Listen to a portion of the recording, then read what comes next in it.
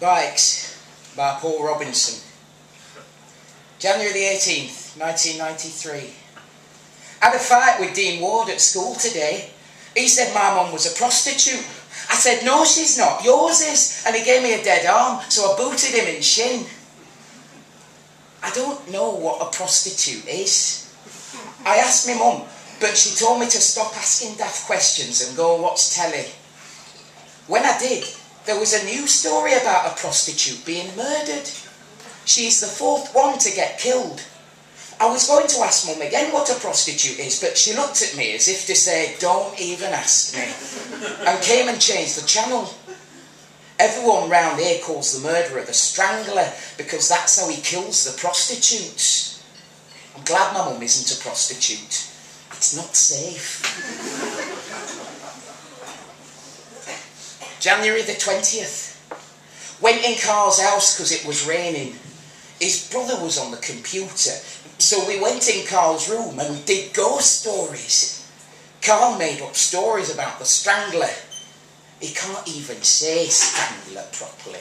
He says strangular. January the 21st. Played on bikes with Carl. I did a wheelie. He said wheelies are gay and endos are better. He's just jealous because I can do a wheelie for 12 seconds and he can't hardly do one for 2 seconds. Went in and had spaghetti bolognese for tea. Mum cuts her spaghetti up with a knife and fork, but I twirl mine round with a spoon. That's the proper way to do it. January the 22nd. Shaznay babysat for me tonight. I like her.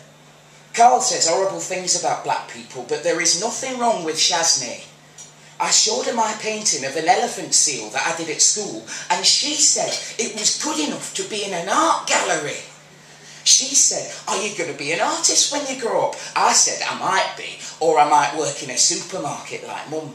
But if I do work in a supermarket, I don't want to work nights like my mum does, because if I have any kids, I'd like to see them instead of just going out and leaving them with babysitter. January the 23rd. I did my first ever endo today. I said to Carl, how do you like that then? And he says, endos are yesterday's news. Carl is a proper sore loser. We had to play Kirby after that because he knows he can nearly always beat me at Kirby. But that's really just because he has a football at home and he can practice when I'm not there. January the 25th. I asked my mum why she always wears a fur coat when fur coats are made of dead animals, which is cruel. She said it's because it's warm and that the animals were dead anyway and that it would have been a waste if they'd just thrown the fur away. I said, if you want to be warm, why don't you wear jeans instead of wearing a really short skirt? You can't hardly see the bottom of her skirt when she's got her coat on. She told me to shut up and watch telly. Then Claire arrived and Mum went to work. Claire said she liked my elephant seal painting, but she didn't sound like she meant it very much. January the 28th. I beat Carl at Kirby twice today and he got in a proper mood about it. I told him not to beef about it. He said at least he was allowed to stay up till 10 o'clock. I said I can stay up till 11 some days, depending on who he's babysitting when my mum goes to Tesco's. He said that my mum doesn't even work at Tesco's because his mum told him. I said, of course she does. Where does she work then if she doesn't work at Tesco's? He said he didn't know because his mum wouldn't tell him. Probably she works at a poo factory as a poo taster, he said. That's not even a thing, I said. February the 2nd. I had a nightmare again last night. I dreamt that the Strangler broke into our house and came into my room. I woke up before he got me, but I was still really scared. I told my mum in the morning. She said, oh, don't worry, sweetheart. The Strangler doesn't even get children, just grown-ups. I asked my mum if she could get another job so she wasn't out late at night, and so if I could get into bed with her if I got scared. She said that you get paid more for working nights and that we need all the money we can get because that's what pays for fancy things like new bikes. She always says that. I said to her, I love you more than I love my bike. That was a true fact as well. All my bike does is cause arguments with Carl. Still like it though. February the 7th.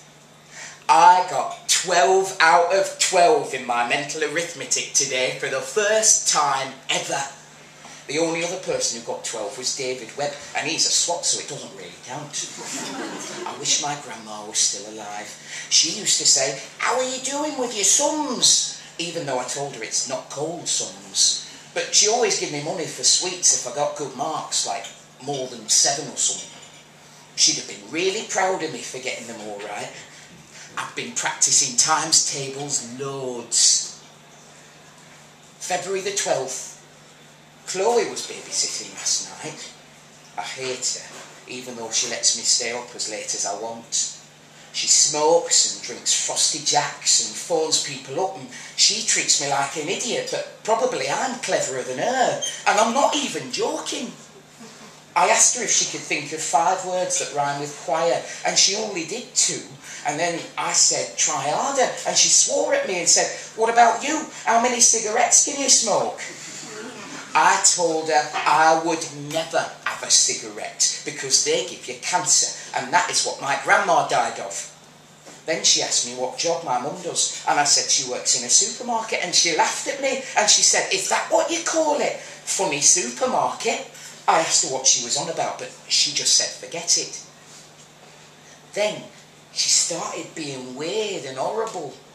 She said to me, I bet you haven't seen a pair of boobs before, have you? I told her I'd seen my mum's, and she said that doesn't count. She said she bet I'd run a mile if I saw someone else's. She said she bet I'd never seen a pair like these, and then she started squeezing her own, but with her top still on. She said, what would you do if I showed you mine now? I said I didn't want to see them. She said, why not? Are you gay? I said, no, and she said, well, you must be. She said, maybe I'll just show you mine, and then she lifted up her top and I could see her bra. It were all dirty looking and so was her skin. It were horrible. Then she started to mess with her bra like she was going to take it off, and I was terrified. I didn't know what to do, but then we heard the door opening, and Chloe pulled her top down really quickly, and my mum walked in. She was early because the 10 o'clock news had just started. She looked in a right state, like she'd been crying. I went and gave her a big cuddle, and I said, what's wrong? And she said, go to bed. I went to my bedroom, but I tried to listen to what they were saying.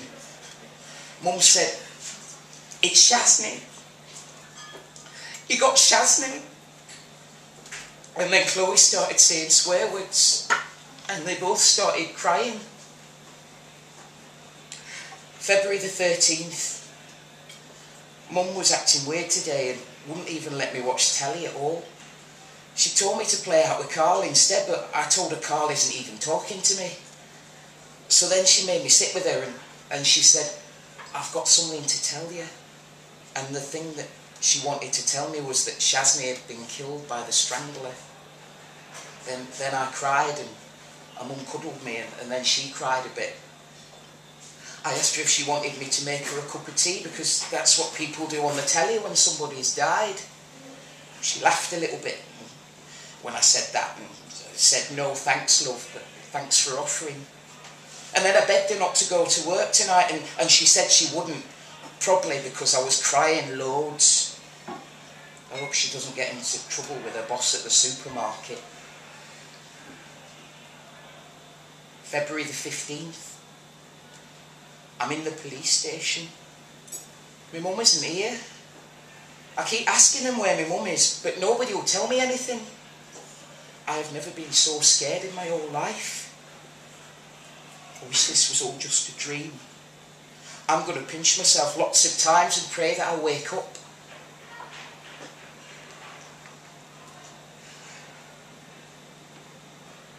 The diary ends there. The pages that follow are bare and off-white and tell nothing of the months spent in care homes. Nothing of the constant media intrusion. Nothing of the nightmares. My mum, of course, did not work at Tesco's. She was a prostitute, just like the women who babysat for me when she was working. Well, they weren't stood on the street corners looking for the next trick. They were babysitting each other's kids. They looked after each other. The last time I saw my mother's face was on the news. Like so many of her friends, she became a photo in the top right-hand corner of the screen.